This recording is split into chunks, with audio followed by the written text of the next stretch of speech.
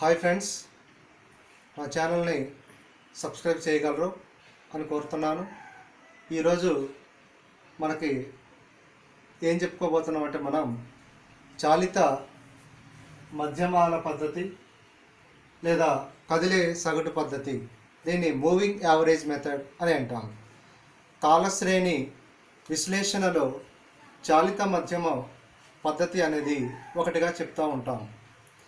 అయితే ఏమిటి ఈ చాలిత మధ్యమం అంటే ఏమిటి?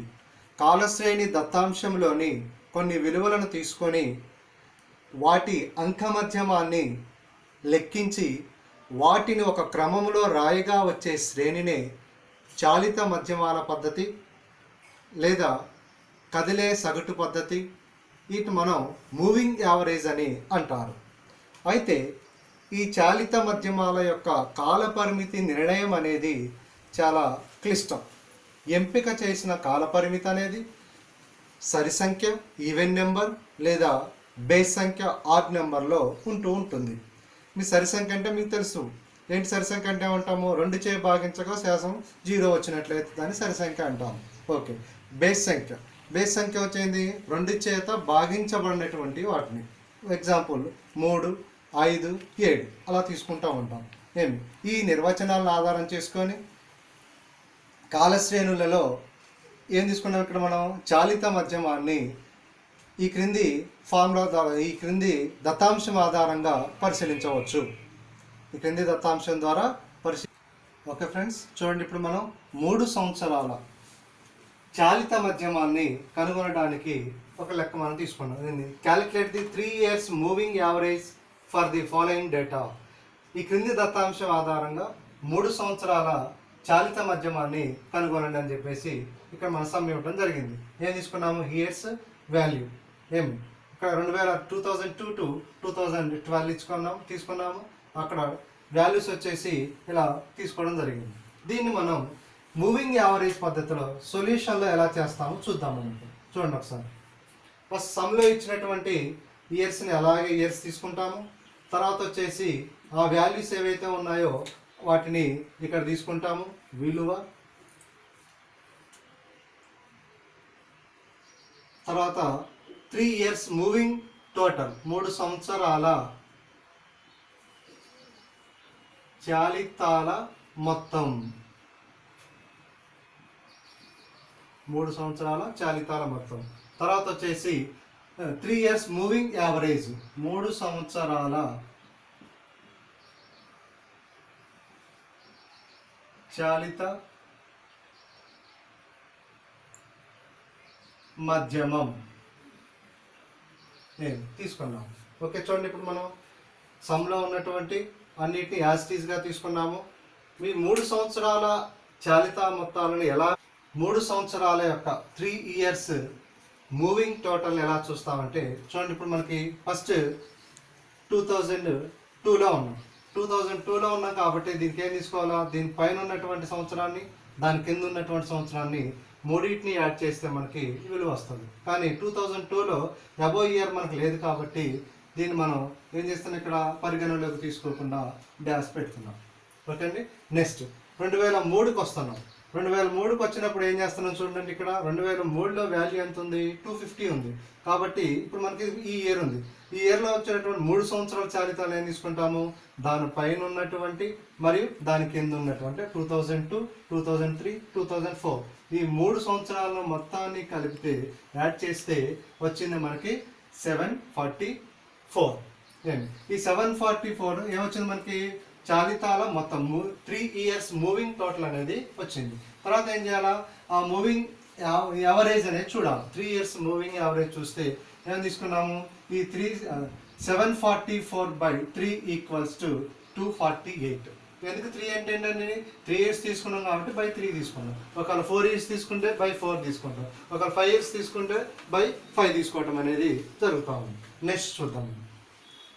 నెక్స్ట్ వచ్చేసి 2004కి వచ్చినప్పుడు మళ్ళీ ఏం తీసుకోవాలా? ఆ ఇయర్, దానిపైన ఉన్నటువంటి ఇయర్ విలువను, దాని కింద ఉన్నటువంటి ఇయర్ విలువ అంటే ఏంటి? మళ్ళీ 3 years తీసుకోవాలి. అంటే ఏంటి? 250, 252, 249. చూడండి ఇక్కడ 250, 252, 249 అంటే ఏం తీసుకున్నాం 3 తీసుకున్నాం కాబట్టి ఏమొచ్చింది ఇక్కడ 751 వస్తుంది. ఈ 751/3 చేస్తే మనకి ఏమొస్తుంది 250.33 అనేది వస్తుంది. ఈ విధంగా ఫ్రెండ్స్ ఏం చేయాలా 2004కి వచ్చే వరకు ఏం చేస్తాం మళ్ళా సేమ్ మనం 2005కి వచ్చే వరకు ఏం చేస్తున్నాము 2004, 5, 6 ఈ 2 వాల్యూస్ని 3 వాల్యూస్ని తీసుకొని యాడ్ చేస్తే మనకి 754 వస్తుంది. 754/3 ఈక్వల్స్ టు 251.33.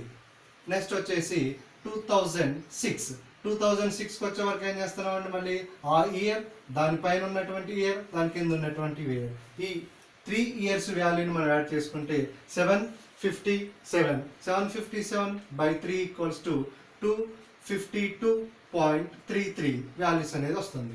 నెక్స్ట్ వచ్చేసి 2007కి వచ్చే వరకు ఏం చేస్తాము దానిపైన ఉన్నటువంటి ఇయర్ మరియు దాని కింద ఉన్నటువంటి ఇయర్ 3 ఇయర్స్ని యాడ్ చేస్తూ ఉన్నాం. చేస్తే మనకి ఏమొస్తుంది 759.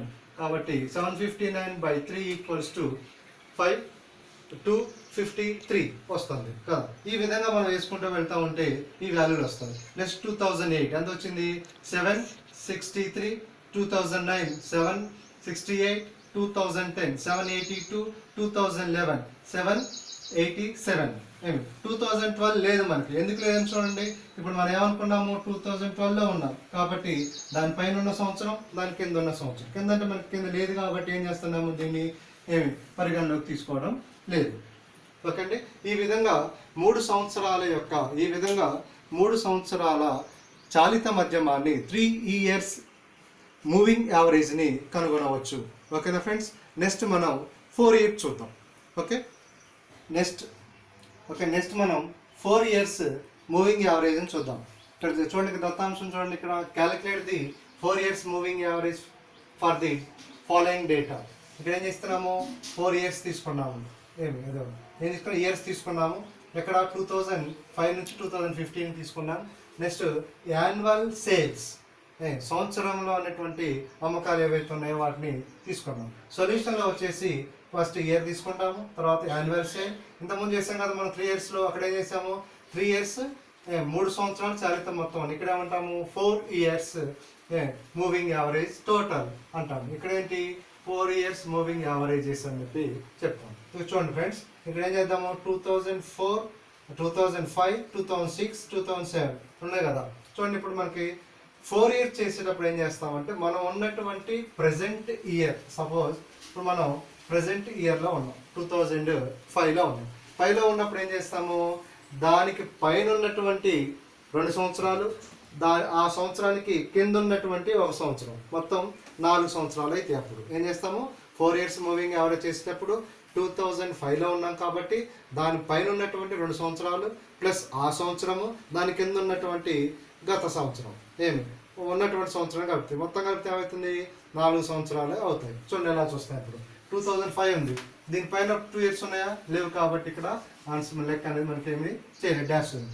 2006 కూడా సేమ్ అంతే, దానిపైన ఏం లేవు. ఇప్పుడు ఏం చేద్దాము 2007లో ఉన్నాం. 2007లో ఉన్నాం కాబట్టి దానిపైన ఉన్నటువంటి 2 సంవత్సరాలు దాని కింద ఉన్నటువంటి సంవత్సరం ఈ మొత్తాన్ని మనం యాడ్ చేస్తే ఏం చూడండి ఇక్కడ 2 + 6 + 1 + 5 ఈక్వల్స్ ఎంత వచ్చింది 14 వచ్చింది. ఇక్కడ 14 ఇక్కడ ఏం తీసుకున్నాం 4 years moving average 14/4 equals to 3.50. Next 2008కి వస్తాము. 2008కి వచ్చినప్పుడు ఏం చేస్తాము ఈ ఇయర్కు పైన ఉన్నటువంటి 2 సంవత్సరాలు ఆ ఇయర్కు కింద ఉన్నటువంటి సంవత్సరం ఈ 4ని కలిపితే మనకి ఏమొస్తుంది 4 ఇయర్స్ మూవింగ్ టోటల్ అనేది వస్తుంది. చూడండి ఇక్కడ 6 + 1 + 5 + 3 equals to 15. 15/4 equals to 3.75. Next 2009. Okay, అర్థమవుతుంది కదా. 2009కి వచ్చినప్పుడు ఏమవుతుంది దానిపైన ఉన్నటువంటి 2 ఇయర్స్ దాని కింద ఉన్నటువంటి 1 ఇయర్ 1